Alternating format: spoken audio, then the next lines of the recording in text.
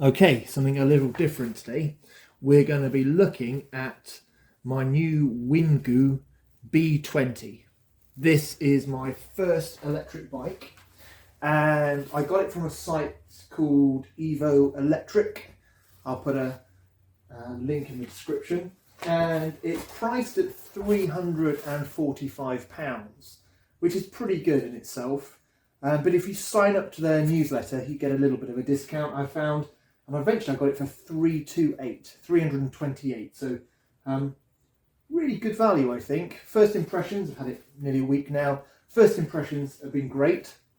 It arrives in a really big box like this, and you literally do not have to assemble very much. You have to put the pedals on, and away you go, basically. I thought it'd be good to do a review because there's not a lot out there. So if you're thinking about buying something similar, I hope this is useful. It has 14-inch wheels, which is okay. My previous fold-up has 20-inch, and that's quite comfortable. I was a bit hesitant about 14-inch because I am just over 6 foot, but it seems all right. It is a small bike in comparison to my other fold-up, but for someone with my height, it's actually quite a comfortable ride, as you can see. The seat, I would appreciate just maybe a little bit higher, but generally it's quite a comfortable ride. I couldn't pedal for long periods of time, but you don't need to with this. You don't need to, just to get yourself going and to get yourself up the hills, basically. It comes with a battery, as you know.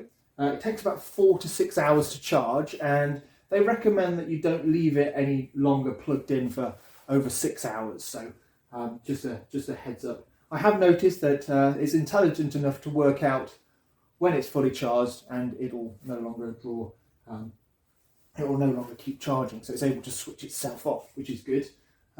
It's quite a nippy little thing. It's really quick, actually. On a full charge, it is incredibly quick, and a lot of fun. A lot of fun. What else can I say? The lights, it's got a small red light at the back, and at the front it's got an LED strip which really illuminates the road ahead, especially where I live in the country, so it really lights up the country lanes. Going up hills, it can handle hills. You need to pedal assist, and I live on a top of a steep hill. It's able to cope with that with a bit of pedalling, and it's not much effort at all. I was really surprised that I might have to really put in some work to get up the hill, but actually it's not. It's really good. I really like it, and it's a great first e-bike. There are some bad points about it, or some little niggles that I don't quite get on with, and that is when it is so quick and it's really nippy. And when it's going at that speed, you can't pedal. You can't keep up with the speed. It'd be nice to sort of give it that extra boost to really go for it. So you just have to sit back and enjoy the ride, basically. It is heavy, as I said. The battery, it comes with a battery situated here. It is heavy, okay? And as you're lifting it in and out the house, you tend to find you're using the saddle quite a bit to sort of lever it in and out doorways or whatever. It'd be really nice if they put a handle here, sort of thing, so you could literally just, carry it in and out the place really easily, because you find you're going to be using the saddle a lot to lift it in and out. And I have my doubts how long this is going to last, so I might upgrade the saddle part.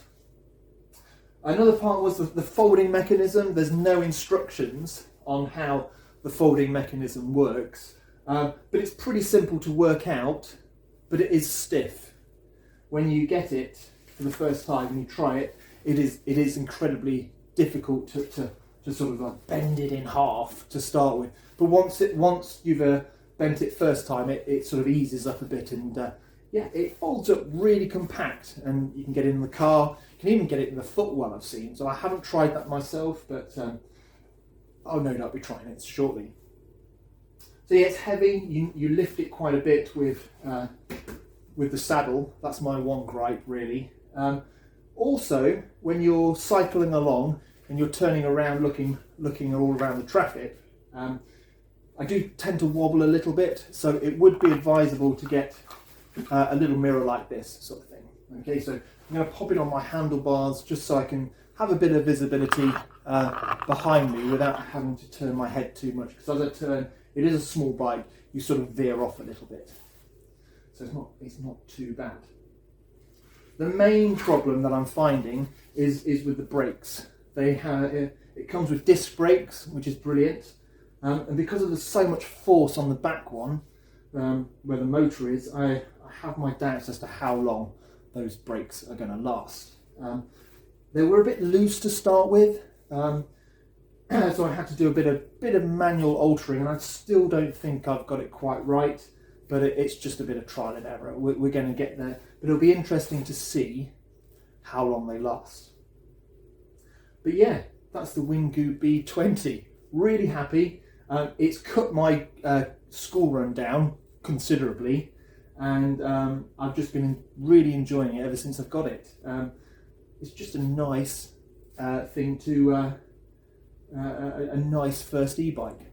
I have invested in a carrier as well. I'll put a link as well for one of those. Didn't cost me much, I think about 16 quid. Hooks onto the saddle as you can see, and it can actually withstand quite a bit. Actually, the whole bike can carry quite a bit of weight, I found, which is really good. Yeah, just an all-round really good bike. And yeah, I hope you found this useful, and maybe I'll see you on the road. See you later.